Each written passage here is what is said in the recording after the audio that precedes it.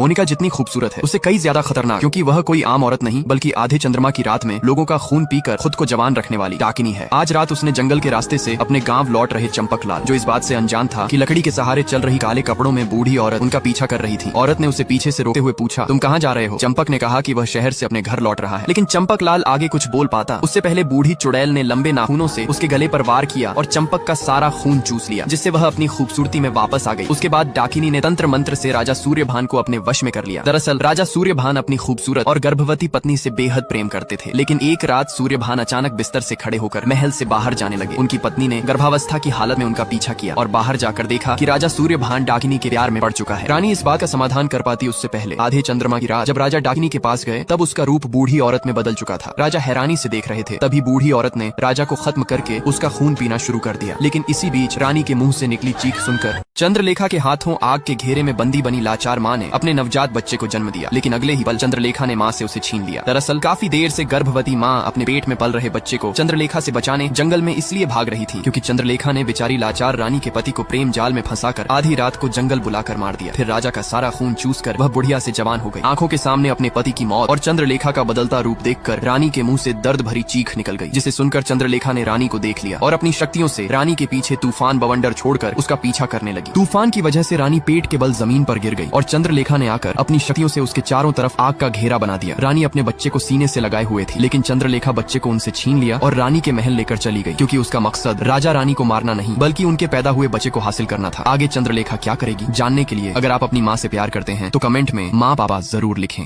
इंसानी खून को पीकर जवानी बचाने वाली दुष्ट चंद्रलेखा रानी के पेट से नवजन्मे युवराज को उनसे छीनकर अपनी बहन मंदाकिनी के साथ राजा के महल में ले गई, क्योंकि चंद्रलेखा का मकसद राजा के बेटे को मारना नहीं बल्कि कुछ और ही था। इसी बीच मंदिर से आने वाले शंखनाद से चंद्रलेखा के कानों में तेज दर्द के साथ उसकी शक्तियां कमजोर पड़ने लगी। चंद्रलेखा ने कहा, अगर यह मंदिर यहाँ से नहीं हटा तो मैं पूरे राजमहल को इंसानी दुनिया से गायब कर दूंगी। चंद्रलेखा की शक्तियों से राजमहल गायब हो गया। साल बीतते गए और युवराज अभिराज भी बड़ा हो गया, लेकिन उसके साथ साथ बड़ी हुई सीधी सादी सुंदर सी दिखने वाली लड़की सुनैना, जो आज माता रानी की मूर्ति पर चुनरी चढ़ाकर मंदिर में रहने वाले बच्चों को नृत्य सिखा रही थी। इसी बीच अचानक एक तीर उड़ता हुआ सुनैना के दाहिने पैर के अंगूठे के बीच आ लगा। इधर सालों बाद बाहरी दुनिया में शिकार पर निकला अभिराज एक चिड़िया को देखकर अपनी शक्तिशाली धनुष से निशाना लगा रहा था, लेकिन चिड़िया तक पहुंचने से पहले तीर ने दिशा बदल दी और अभिराज को अपने आसपास किसी के होने का एहसास हुआ। जहां पेड़ के पीछे कोई अजनबी अपने ऊपर चादर डाले छिपा हुआ था। कौन था वो? चंद्रलेखा ने शुरू किया हुआ मौत का सिलसिला यूं ही जारी रहेगा जब तक वह अपने मकसद में कामयाब होकर अभिराज की शादी अपनी पसंदीदा चुड़ैल से नहीं करवा देती। लेकिन चंद्रलेखा इस बात से अनजान थी कि अभिराज की जिंदगी में एक और लड़की के कदम पड़ चुके थे, जिससे अभिराज काफी बेइज्जत हुआ था और अपनी बेइज्जती का बदला लेने वह किसी भी हद तक जाने को तैयार था, क्योंकि पेड़ के पीछे चादर में छिपा शख्स कोई और नहीं बल्कि सुनैना थी, जो अभिराज को बेजुबान पक्षियों का शिकार